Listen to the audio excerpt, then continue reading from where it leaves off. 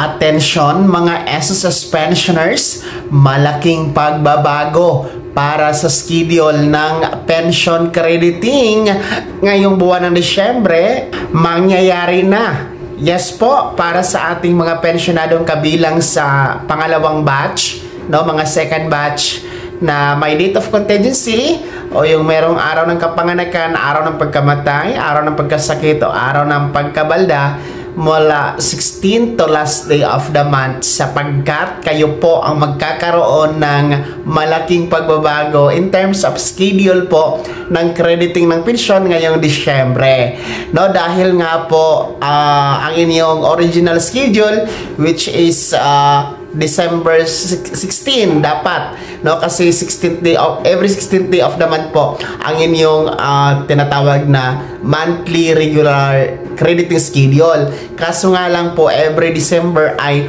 nagaganap po ang pagbabago dito dahil nga po sa 13th month pension na siyang kasabay din po na i-credit sa inyong ATM card, mga ka-vlogs. At ang inyo po kasing 13th month pension, no, ngayong Disyembre ay nakatakdang i-credit po, no, December 4, araw po yan ng Huwebes, ayon po sa SSS Circular number 2022-030.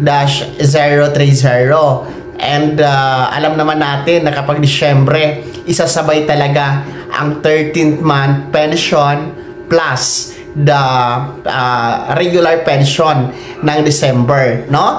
So doble po kasi ang matatanggap nyo yan, kaya mamumove po ang inyong schedule. Instead of December 16, atras tayo sa December 4, araw ng Huwebes po yan, mga ka-vlogs. Kaya napakaaga po, no, kaysa inaasahan ang schedule ninyo ng December pension, mga second batch. Kahit pa paano may magagamit kayo ng mas maaga plus yung 13th month ninyo para po sa paghahanda ng inyong Kapaskuhan at pagsalubong sa bagong taon. Kaya good news talaga ito para sa inyo mga second batch dahil nga po sa pagbabago ng schedule. Paalala po, mga second batch lamang po ang may pagbabago sa schedule dahil mananatili po na December 1 ang December pension crediting kasabay ng 13th month pension ng ating mga unang batch. Kaya mga second batch, antabayanan nyo po ang inyong December pension crediting schedule. December 4 po yan, no?